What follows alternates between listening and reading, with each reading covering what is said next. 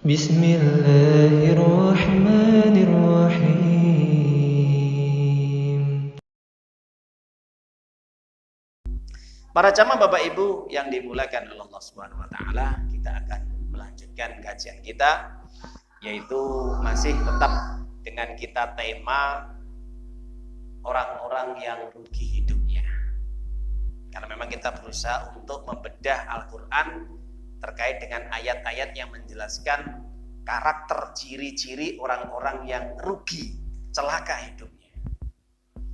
Karena ada sebagian ustadz mungkin yang menerangkan tentang orang-orang yang sukses hidupnya, orang-orang yang beruntung hidupnya, ya. Jadi di dalam Al-Quran itu pasti ada didduhu, kebalikannya. Ada yang sukses, ada yang bangkrut, ada yang bahagia, ada yang celaka, pasti. Ada yang beriman, ada yang kafir, ada yang hitam, putih. Maka di sini saya sengaja untuk bagaimana menjelaskan ayat-ayat yang disampaikan oleh Allah di dalam firman-Nya. Kalau kita membuka di dalam Al-Quran, di situ banyak sekali ayat-ayat yang menjelaskan bagaimana karakter ciri-ciri orang-orang yang rugi hidupnya. Kemarin sudah kita jelaskan, di antara orang-orang yang rugi, binasa adalah mereka yang tidak mau menerima kebenaran Al-Quran, tidak mau menerima hukum-hukum Allah di dalam Al-Quran, yang dijelaskan di dalam surat Al-Baqarah 121. Dan mereka tidak mau belajar membaca Al-Quran, mereka tidak mau memahami Al-Quran, mereka tidak mau mengamalkan Al-Quran dan menerima apa yang Allah tetapkan di dalam Al-Quran. Apapun keputusan Allah di dalam Al-Quran, halal, haram, perintah, larangan. Ini orang yang celaka hidupnya, rugi, bangkrut dia, gak dapat keuntungan.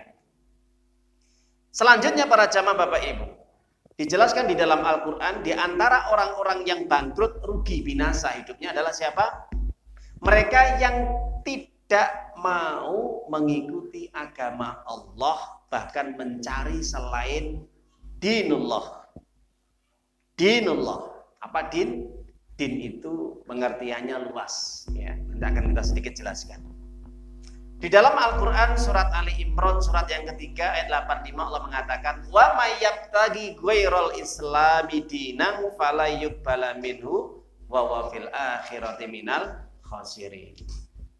Barang siapa yang dia mencari selain dinul Islam, maka tidak akan pernah sekali-kali Allah menerimanya, dan dia termasuk orang-orang yang rugi, celaka, binasa, masuk neraka.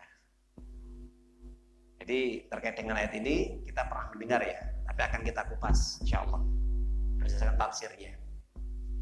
Para jamaah Bapak Ibu yang dimuliakan oleh Allah, di situ ada kata-kata khosirun ya.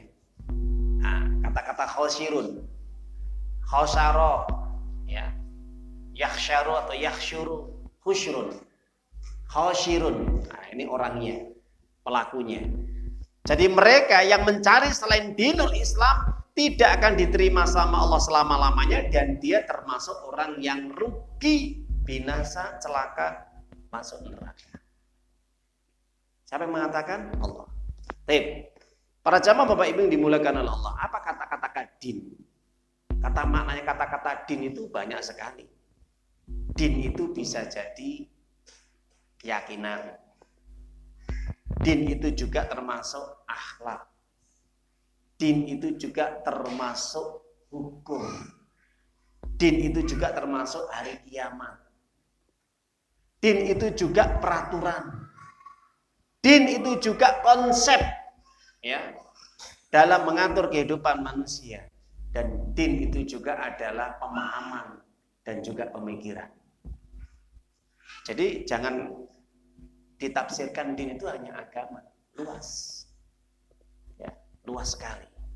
Maka mengatakan din itu agama, nah, ini kan letterlek, hanya memahami secara bahasa, tidak dihubungkan dengan ayat-ayat yang lain. Dan insya Allah tidak kita jelaskan di sini untuk masalah penjabaran din. Para jamaah Bapak Ibu yang dimuliakan oleh Allah, Ibnu Katsir, Al-Hafidz Ibnu Katsir atau Al-Hafidz Abu Fida Ibnu Katsir mengatakan tentang ayat ini, siapapun orang yang dia ini memilih mencari jalan konsep hidup yang tidak diatur oleh Allah, maka tidak akan diterima dan dia akan tersesat dan dia akan masuk neraka. Jadi orang yang mengikuti bukan jalan Islam, petunjuk Islam, aturan Islam, maka dia akan tersesat dan dia akan jauh dari rahmat Allah, maka dia akan menjadi orang yang rugi, binasa, celaka, masuk neraka. Ini tafsir ya. Kemudian kita ambil juga di dalam tafsir, yaitu yang disampaikan oleh Profesor Dr. Wahbah Zuwaili di dalam kitab tafsir Al-Wajiz, seorang ulama ahli tafsir, ahli fikih dari ulama Syuriah. Ini bagus ya. Terkait dengan penafsiran ayat tersebut, beliau mengatakan bahwa siapapun orang yang mencari apapun pedoman hidup, hidayah, tuntunan yang bukan dari Allah, maka hidupnya akan celaka, maka hidupnya akan rugi, dan dia tidak akan mendapat ridho dari Allah. Karena Allah tidak menerimanya. Dan orang yang seperti ini maka pantas dia mendapatkan siksa Allah nanti pada hari kiamat. Jadi Bapak Ibu, orang yang dia tidak mau mengikuti pedoman hidup, aturan, bimbingan dari Allah, apa yang Allah katakan dia tidak mau, apa yang Allah perintahkan dia tidak mau jalankan, apa yang dilarang oleh Allah dia tidak mau menjauhinya. Ini orang-orang yang dimana kehidupannya rugi para jamaah ini. Meskipun ada orang ngaku Islam, ya saya Islam, tapi kenapa dia tidak mau diatur sama Islam? Apakah sekedar orang itu diterima sama Allah, hanya dia mengaku saya Muslim, saya Islam, KTP saya Islam, tapi ketika ada perintah sholat dia nggak sholat, ada perintah puasa dia tidak mau puasa, ada perintah untuk dia zakat padahal dia mampu, tidak dikeluarkan zakat hartanya. Ada perintah untuk dia ini menutup aurat bagi wanita yang sudah akil balik, tidak menutup auratnya, tidak berjilbab. Dan masih banyak perintah-perintah yang lain. Nah, perintah itu diabaikan. Wah, itu kan bagi yang alim, bagi yang baik. Saya kan belum baik. Ada orang seperti itu. Mengatakan saya belum baik. Loh, kenapa Anda jadi orang ngaku Islam kalau belum baik? Kalau Anda tidak mau baik, ya sudah, tidak menjadi orang Islam sekalian. Kalau orang itu sudah mengatakan KTP saya Muslim, apa kata-kata Muslim Islam adalah pasrah, tunduk, patuh kepada Allah.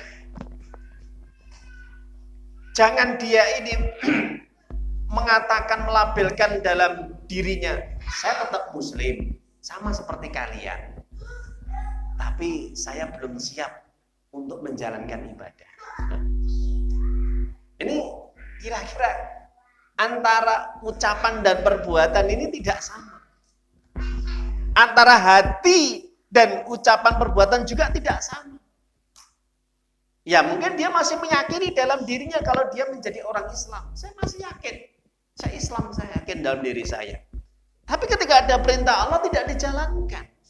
Padahal ulama sepakat Islam itu identik dengan perbuatan. Kalau iman itu identik dengan hati. Kalau orang mukmin itu hati. Kalau orang sedang Islam itu harus, dia perbuatan harus dijalankan. Puasa, perbuatan, dia menahan lapar. Sholat, perbuatan, rukuk, sujud, takbir dan sebagainya, itu perbuatan. Ya. Jadi kalau urusan perbuatan itu harus ditampakkan, karena Islam itu intinya adalah al-anayah.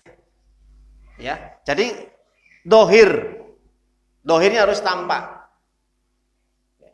Ada yang mengatakan saya Islam, saya yakin sholat itu wajib, tapi saya tidak mau seperti kalian, gitu, menampakkan.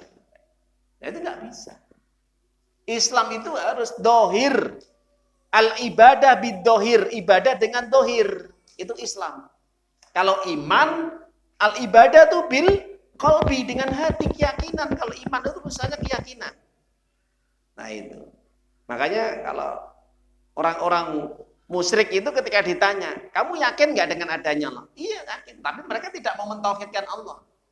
Mereka tidak mau menyembah Allah, mereka tidak mau sujud, mereka tidak mau sholat. Itu orang musyrik. Ketika ditanya, siapa yang menciptakan kamu? Allah. Ini kan keyakinan, iman. Tapi iman itu tidak dibarengi dengan Islam, maka tidak diterima sama Allah. Ya. Sebagaimana juga orang-orang kafir Yahudi Nasrani, mereka meyakini juga ya adanya Tuhan, adanya Allah, tapi dalam ibadah mereka tidak sesuai dengan syariat yang dibawa oleh Nabi Muhammad SAW yang enggak diterima. Jadi bagaimana Islam itu? Islam itu adalah beribadah kepada Allah saja, tidak menyekutukan Allah, dan ibadahnya itu sesuai dengan syariat yang dibawa oleh Nabi Muhammad SAW. Itu Islam. Bapak Ibu nggih? Nah situ. Makanya Nabi SAW menjelaskan dalam hadis Imam Muslim. Pernah Nabi itu tegas kepada orang yang baru masuk Islam. Ditegaskan oleh Nabi. Bagaimana Nabi mengatakan?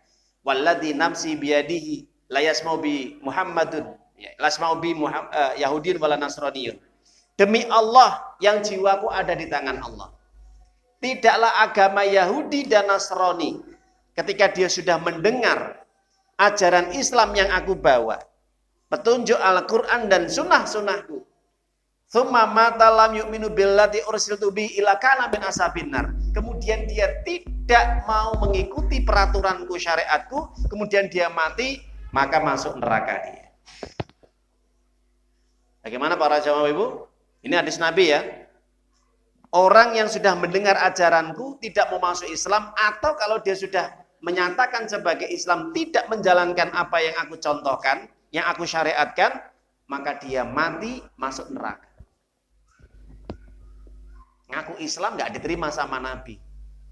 Lah kalau orang itu ngaku Islam, KTP-nya Islam, nggak mau ibadah, nggak mau sholat, puasa dan yang lainnya. Lah terus Nabi itu fungsinya apa? Tugasnya apa? Nabi saja manusia yang diistimewakan sama Allah, dijamin sudah masuk surga, dosa-dosanya sudah diampuni yang telah lalu dan akan datang. Beliau saja masih sholat. Nggih napa mboten? Beliau saja masih puasa. Beliau saja masih tahajud. Beliau saja masih puasa-puasa sunnah. Belum sedekahnya, belum yang lain. Loh, itu Nabi loh ya. Maka ada orang mengaku Islam, pengen masuk surga, tidak mau menjalankan kewajiban. Nah ini tidak diterima Islamnya para jamaah. Jadi bukan sekedar orang itu mencari selain agama Islam, mereka itu non-muslim atau orang kafir asli, tapi orang yang mengaku Islam, identitasnya Islam, tapi tidak menunjukkan perilaku Islamnya. Tidak menunjukkan sebagai betul-betul orang yang taat, tunduk, patuh kepada Allah. Tidak ada bukti nyatanya. Coba misalkan gini, ketika orang kerja, kamu kerja di sini, siap? Siap. Mau digaji besar? Iya, jalankan perintah. Ketika dia sudah siap, dia sudah pakai identitas sebagai karyawan di pabrik itu, di perusahaan itu, pakai juga baju sama sebagaimana baju pegawai yang lain, tapi dia tidak menjalankan perintah. Kira-kira digaji nggak? Hanya sekedar identitas.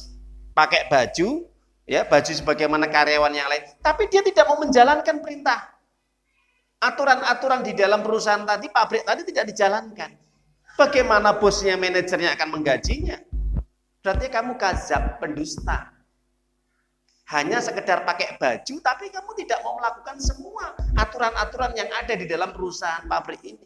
Sama ketika orang ngaku bajunya Islam, identitasnya Islam, KTP-nya Islam, tapi dia tidak mau ibadah. Maka kata Allah, Pak, fala yuqbal, tidak akan pernah diterima sama Allah. Pengakuannya tidak diterima sama Allah, dan dia termasuk orang yang rugi. Ya, begitu caranya para jamaah. Kalau kita memahami ayat Allah. Jadi ayat ini bukan hanya ditujukan kepada siapa?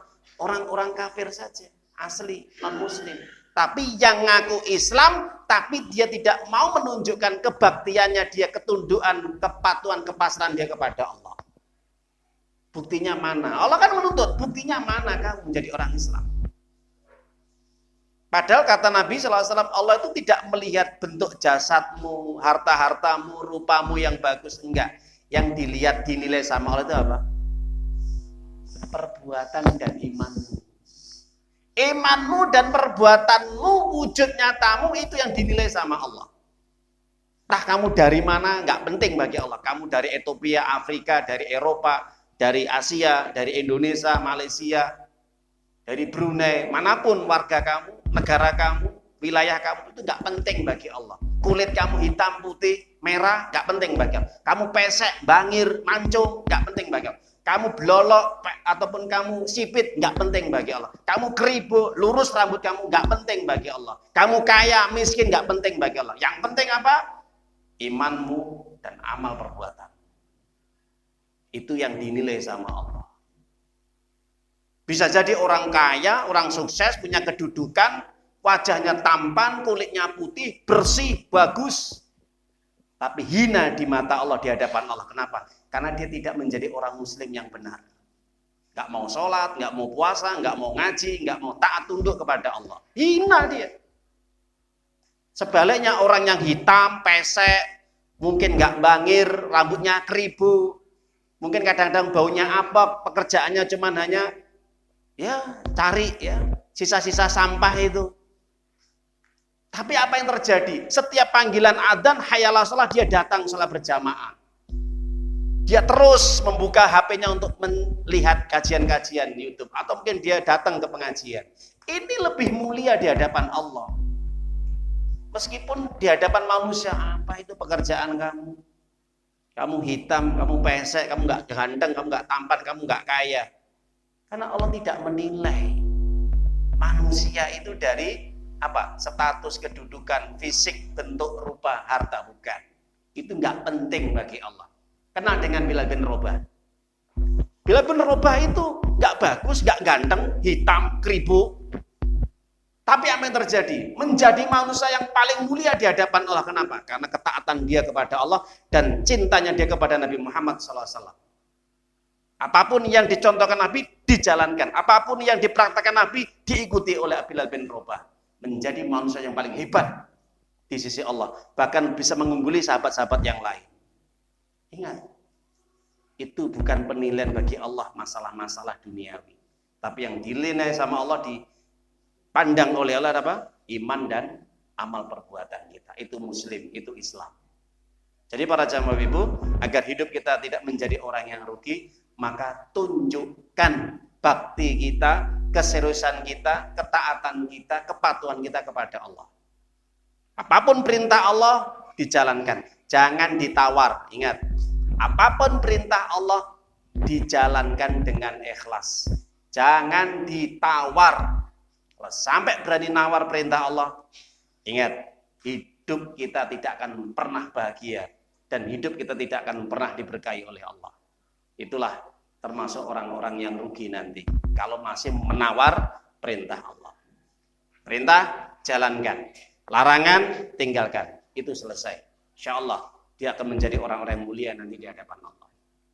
Semoga apa yang kita kaji pada malam hari ini bisa memberikan manfaat yang besar kepada kita, agar kita terus menjadi orang-orang yang paham tentang Al-Quran, tentang hadis-hadis Nabi, dan yang paling penting adalah kita mendapatkan ilmu. Sedikit ilmu ini kita praktekkan dalam kehidupan kita sehari-hari, agar kita menjadi orang yang muslim yang betul-betul sempurna dan diakui oleh Allah Subhanahu wa taala, dan mudah-mudahan kita diwafatkan dalam kondisi husnul khatimah. Amin ya rabbal alamin. Pada akhirnya marilah majelis ini kita tutup dengan bacaan hamdalah, alhamdulillahirabbil alamin, subhanaka allahumma wa bihamdika asyhadu an la ilaha illa anta astaghfiruka wa atubu ilaik. Assalamualaikum warahmatullahi wabarakatuh. Ya ayyuhalladzina amanu ittaqullaha haqqa tuqatih wa la